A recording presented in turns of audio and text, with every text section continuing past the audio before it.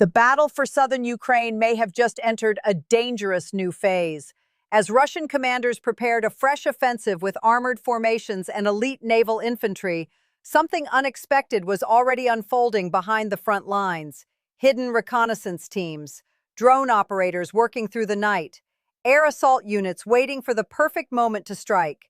Then the battlefield shifted. Reports began emerging of rapid Ukrainian advances, collapsing defensive positions, and growing pressure on one of Moscow's most critical strategic lifelines, the land corridor connecting occupied territories to Crimea. For the Kremlin, this corridor is more than a supply route. It is a military artery. And now, military analysts are asking a question that could shape the future of the war.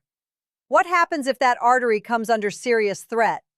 In the closing days of spring, southern Ukraine became the center of growing military activity. Russian commanders reinforced positions along key sectors near the Zaporizhia and Dnipro regions. Mechanized units were repositioned. Naval infantry formations were moved south. Artillery batteries expanded their coverage zones. The objective was clear: prevent Ukrainian forces from gaining momentum and secure critical defensive sectors before the summer campaign season intensified. But while Russian units prepared for future operations, Ukrainian airborne forces were preparing something very different. Instead of concentrating massive formations for frontal assaults, Ukrainian planners reportedly focused on intelligence-driven operations designed around speed, surprise, and precision. Weeks of reconnaissance preceded the operation. Drones observed trench systems, supply routes were monitored, command positions were identified, potential weaknesses were cataloged, and this is where the situation became dangerous. Weather conditions began reducing visibility across parts of the battlefield. Fog and limited observation created opportunities for movement that would normally be far more difficult. Small assault groups moved forward. Combat engineers worked to clear safe routes. Reconnaissance teams guided advancing forces toward vulnerable sections of the line. Then the operation began. Drone strikes targeted key positions. Artillery units opened fire on predetermined coordinates. Electronic warfare measures disrupted communications. Within hours, pressure started building across multiple sectors simultaneously. What military analysts noticed next was alarming.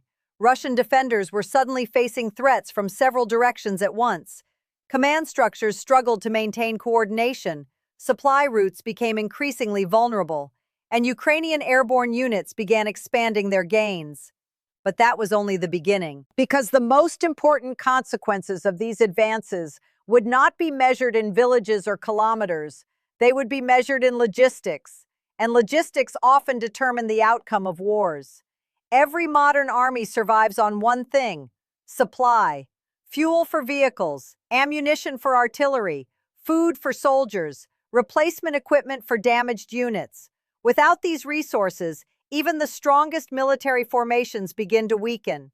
This reality explains why military planners are paying close attention to developments in southern Ukraine.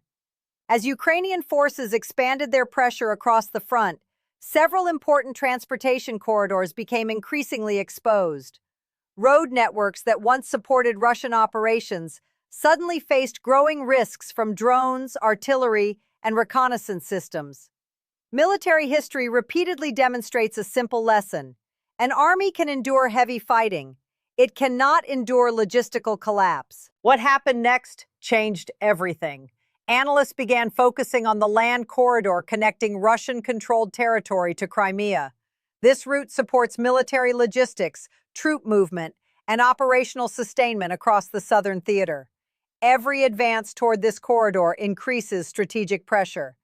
And this is where the broader implications emerge. If critical transport networks fall within effective strike range, supply operations become significantly more difficult.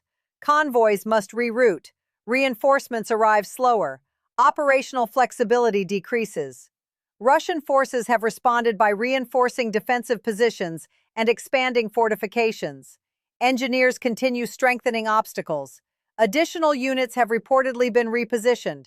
New defensive belts are being prepared. Yet battlefield momentum is difficult to reverse once it begins shifting, especially when drones, electronic warfare systems, precision artillery, and real-time intelligence continuously expose vulnerabilities.